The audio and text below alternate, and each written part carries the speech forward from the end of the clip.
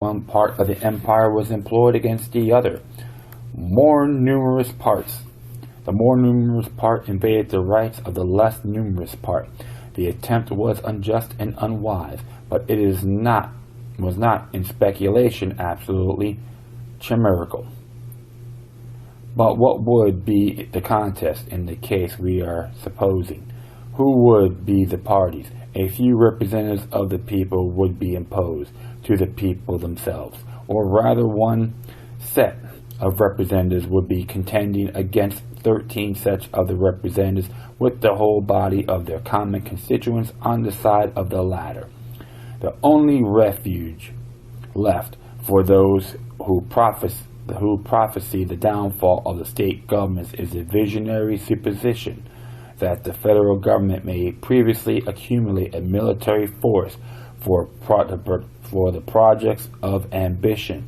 The reasoning contained in these papers must have been employed to little purpose indeed, if it could be necessary now to disprove the reality of this danger, that the people and the states should, for a sufficient period of time, elect an uninterrupted succession of men ready to betray both, that the traitors should, throughout this period, uniformly and systematically pursue some fixed plan for the extension of the military establishment, that the governments and the people of the states should silently and patiently behold the gathering storm and continue to supply the materials until it should be prepared to burst on their own heads, must appear to every one more like the incoherent dreams of a delirious jealousy or the misjudged exaggerations of a counterfeit zeal, than like the sober apprehensions of genuine patriotism.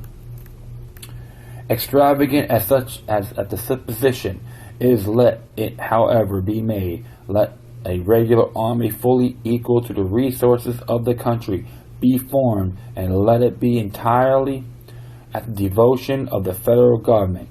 Still, it would not be going too far to say that the state governments with the people on their side would be able to repel the danger, the highest number to which, according to the best computation, a standing army can be the highest number to which, according to the best computation, a standing army can be carried in any country, does not exceed 1/100th part of the whole number of souls, or the 25th part of the number able to bear arms. This proposition would not yield in the United States an army of more than 25 or 30,000 men. To these would be opposed a militia amounting to the near 500,000 of citizens with arms in their hands, officered by men chosen from among themselves, fighting for their common liberties, and untied and conducted by governments possessing their affections and confidence. It may well be doubted whatever a militia thus circumstanced could ever be conquered by such proportion of regular troops. Those who are best acquainted with the last successful resistance of this country against the British arms will be most inclined to deny the possibility of it. Besides the advantage of being armed, which the Americans possess over the people of almost every other nation, the existence of subordinate governments to which the people are attached and by which the militia officers are appointed, forms a barrier against the enterprises of ambition, and more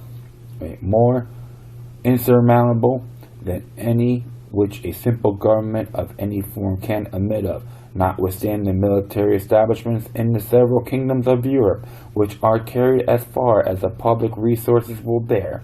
The governments are afraid to trust the people with arms, and it is not certain that with this aid alone they would not be able to shake off their yokes, but were the people to possess the additional advantages of local governments chosen by themselves, who could collect the national will and direct national force, and of officers to appoint out the militia by these governments and attach both of them and to the militia. It may be affirmed with the greatest assurance that the throne of every tyranny in Europe will be speedily overturned in spite of the legions which surround it.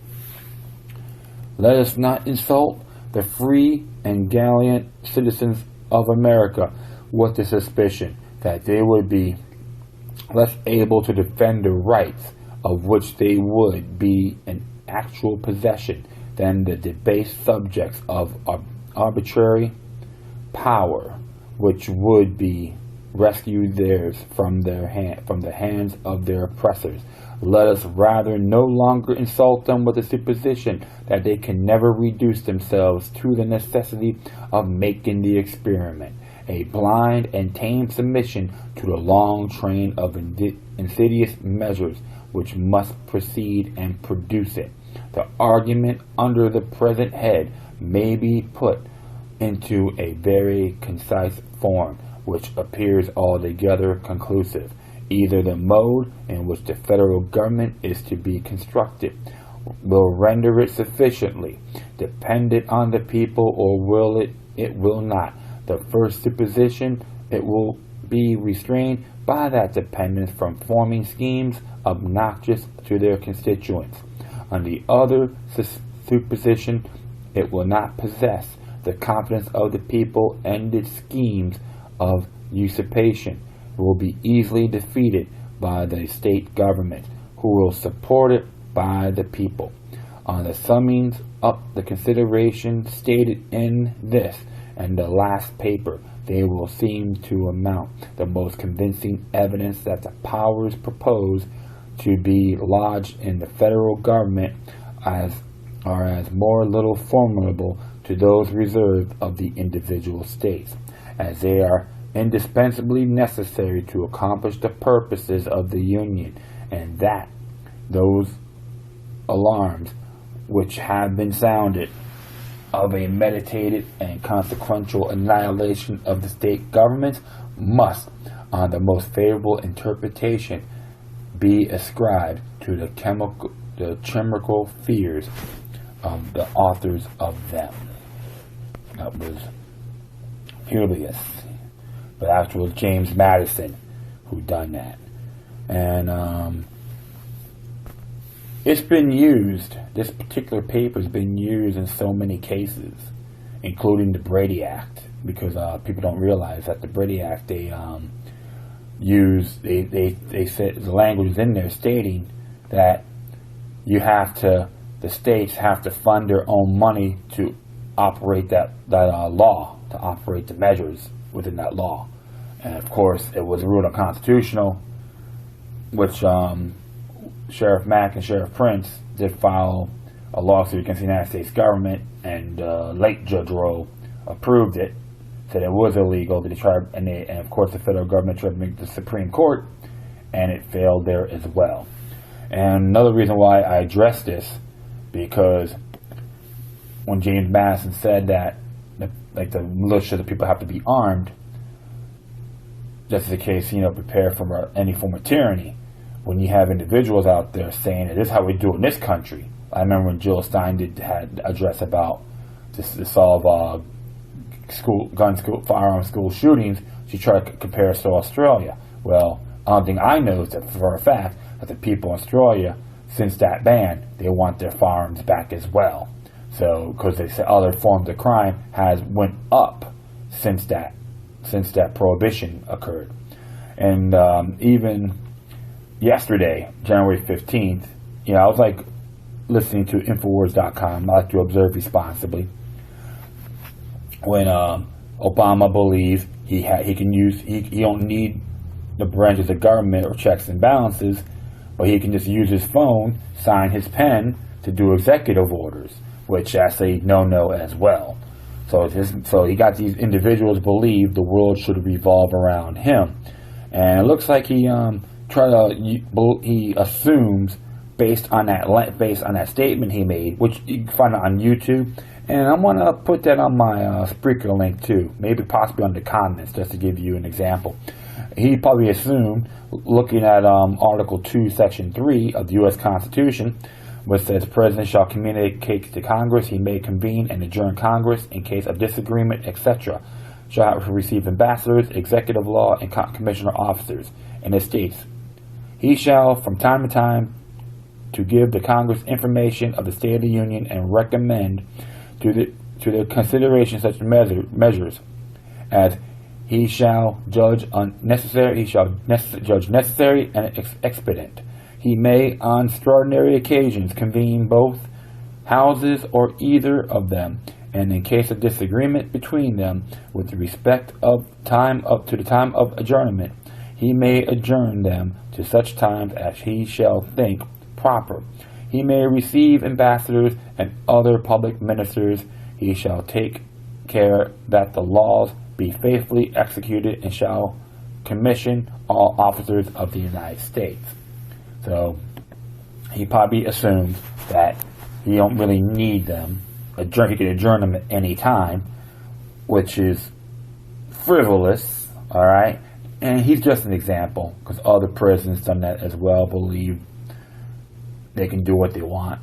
We should bow down to them as kings. Well, I'm sorry. I don't bow down to bellboys, to corrupt establishments. And on the final note here, I like to read from the real Thomas Jefferson. And he is under Timeless Treasures from Thomas Jefferson. This is from page 425. The dangers of executive orders. I told President Washington that if the equilibrium of the three great bodies, legislative, executive, and judiciary, could be preserved, if the legislature could be kept independent, I should never fear the result of such a government, but that I could not but be uneasy when I saw that the executive had swallowed up the legislative branch. This was written in 1792. So that's pretty interesting. Even Thomas Jefferson, the great American philosopher of freedom, made that statement about the dangers of executive orders. So if all those Obama supporters out there believe he should do everything on his own, as far as I'm concerned, you could be speaking in treason or being treasonous. Always look through the Constitution. That is your duty. Plain and simple. Well, like I said, that is all for now. And remember, demoniac resistance is healthy for the soul and can liberate societies. You can catch me on Facebook, Twitter. I do have a YouTube account. And to StormCloud, to be announced. I've still been lazy, I admit it. Forgive me on that. But you can get me on all those areas. And of course, some of this information, I'll put the Spreaker as well. Okay? So, that's all for now. This is Craig, signing off. Take care of yourselves, spread the love, and may your guardian spirit be with you.